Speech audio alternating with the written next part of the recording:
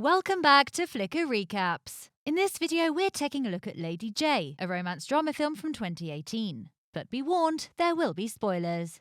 France, 1789. We meet a young widow, Madame de la Pommeraye, who doesn't believe in love and never intends to marry. But she does believe in true friendship. So long as pleasure doesn't come in and muddy the waters, don't crap where you eat and all that. Does Marquis d'Arcy respect her wishes? Of course he doesn't. He wants to date Pommeraye, and like an annoying fly that won't get lost, he won't leave her estate until she finally gives in. As you might expect, Arcy is a renowned womanizer, so Pommeraye just isn't interested. At least Pommeraye is visited regularly by her best friend Lucienne, who brings her all the hot piping tea from the city. Lucienne is concerned about her girl because Pommeraye thinks Arcy is finally becoming a better guy, but Lucienne isn't convinced and thinks he will transform into whatever he thinks will get him what he wants. Pommeraye says not to worry, she isn't so naive. However, the more time she spends with him, the more Pommeraye finds herself actually enjoying Arcy's company and their philosophical discussions.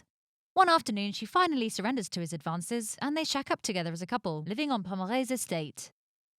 When Lucienne visits again, she's worried about this turn of events, but keeps her mouth shut for the sake of her friend's happiness. But Pommeraye is curious as to what people are saying about them, though. So Lucienne tells her how people are placing bets on how long the relationship will last. In other news, Lucienne tells her about Madame de Jonquière, who a duke has tricked into a fake marriage and left her broke. So to survive, now both she and her illegitimate teenage daughter are working in a knocking shop. What is wrong with these 18th century dudes? After 2 years of living together blissfully, Pommeraye and Arcy haven't tied the knot or got engaged, as Pommeraye likes to remind him. One day, Arcy tells Pommeraye that he needs to leave for Paris for a few days to take care of some very important business, but Pommeraye doesn't mind, she gets it.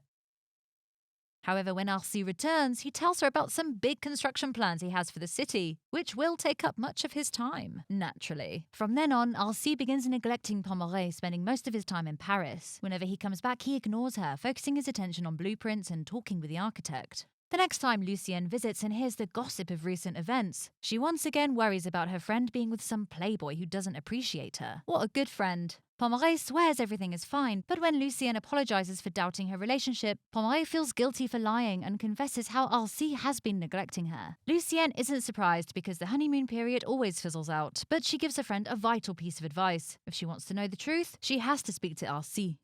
So Pommeraye approaches Arcy and tells him she doesn't feel love or a spark between them anymore. She expects Arcy to rebuff this notion and say they're just going through a rough patch. But to her dismay, her plan backfires and Arcy confesses he feels the same. He's been feeling like that for a while, he just didn't have the guts to bring it up.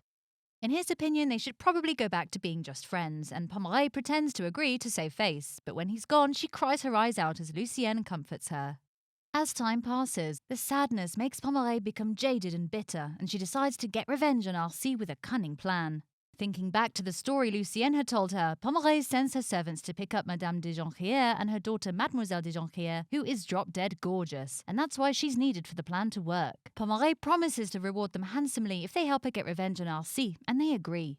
The first step is to get the women out of the creep joint, so Pommeraye rents them an apartment. She buys them fancy clothes, so they pass for members of the aristocracy, and they're allowed to adapt for a few months before the plan is put into action. When the time is right, Pommeraye goes for a walk with Arcy in the park, where the Jonquière women are also walking by, but dressed as devout Catholics.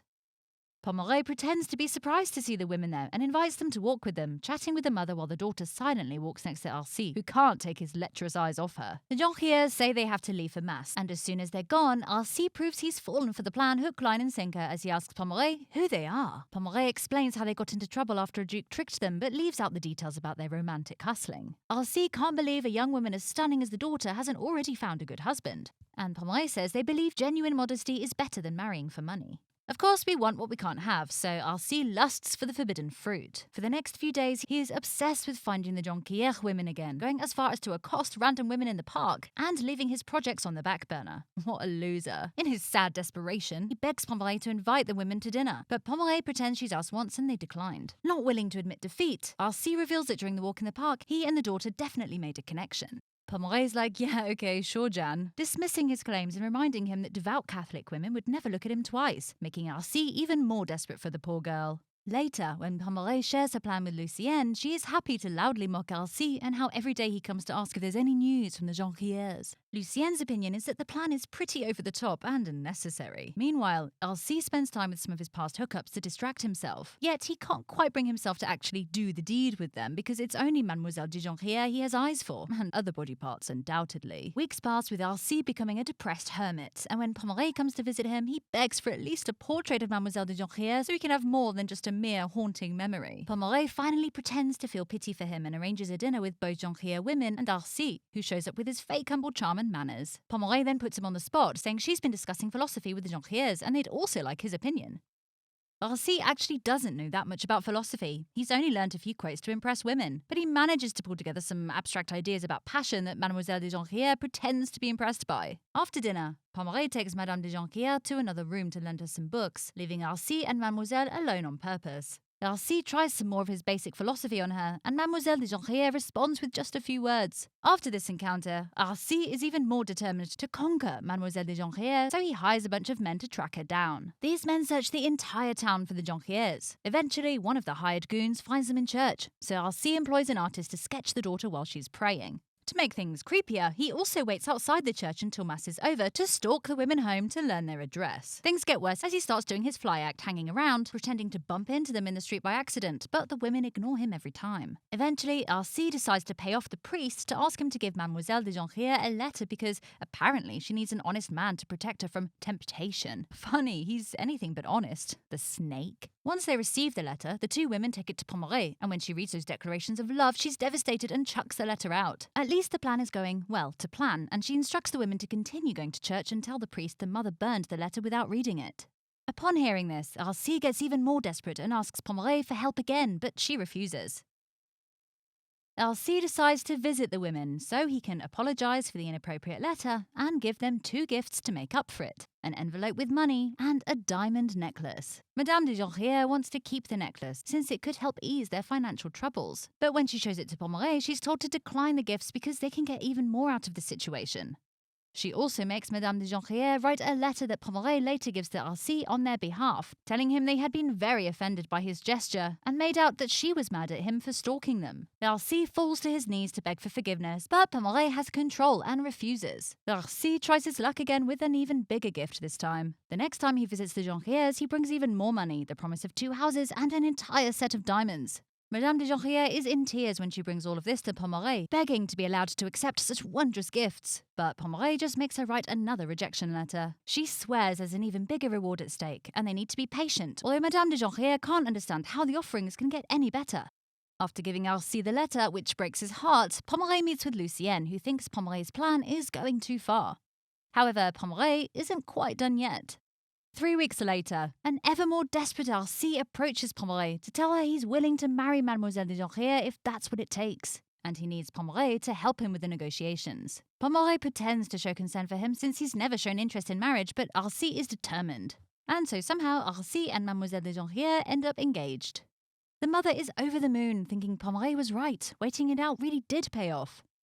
But her daughter isn't so comfortable with the idea of marrying a tricked man that doesn't know her full past. She can't get out of this plan without getting in trouble though, and so the wedding goes off without a hitch, and now they're hitched. After the ceremony, Mademoiselle de Jonquière's mother gives her a little bottle of blood to put on the sheets, so Alcy believes this to be his young wife's first time, if you get me. Such a simple gesture makes the daughter cry, thinking this may be a punishment from God for pretending they were his followers and praying in church after their stints as ladies of the night. During the wedding night, Alcy notices how tense his new wife is. Thinking she's afraid of what's to come, he promises to patiently wait until she's ready. Sometime later, Pommelet invites Alcy and the Jonquières to go for a ride, but instead of taking the carriage through the park as promised, they instead go to the knocking shop. Pommelet reveals to Alcy the truth that his wife and mother-in-law had worked here.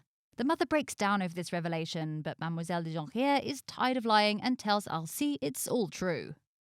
Pommelet also confesses, cracking up while explaining it had all been a trick, and Alcy runs off. His wife tries to go after him, but he pushes her away, telling her to keep away from him if she doesn't want to suffer the consequences.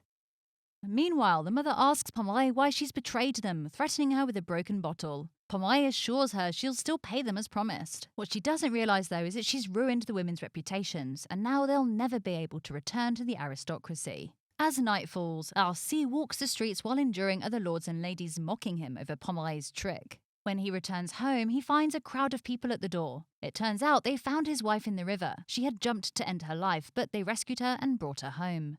Arcy rewards them with some cash to get rid of them, so a bribe, then shoots a look at his wife before leaving her on the entrance floor to go on with his own life. However, she is still the master's wife, and the servants help her inside. A while later, when Mademoiselle de Jonquière finally wakes up, she tries to run away, but the servants stop her and take her to Arcy, who has something to say. Quelle surprise! His honour means he can't ignore his family, even if they've brought him shame, which means he'll allow them to keep his name and live in a house away from his mansion. How kind! As he's had time to cool off, he takes back all the bad things he said to his wife, now understanding that she was just a pawn in an evil woman's game, so he wants her to have her freedom. Mademoiselle de Jonquière asks for the darkest corner of the house that a wife could have to redeem herself and show him how much she regrets lying to him. Arcy appreciates her honesty and forgives her for everything before accepting to keep her as his wife. Oh, isn't she lucky? A few days later, Lucienne is in the city when she sees Arcy and Mademoiselle de Jonquière preparing to go away. Arcy explains that they're leaving for the countryside until all the gossip dies down, and in response, Lucienne swears she hadn't been involved in Pomeroy's nasty game. Arcy believes her without question as he knows what his ex is like, and gives Lucienne a message to pass on to Pomeroy that he's grateful for what she did because otherwise he wouldn't be married to his beloved wife. Lucienne visits Pomeroy and informs her of all the stories of the city, including that she bumped into Arcy. Although she doesn't pass on his message, saying that she saw him by himself.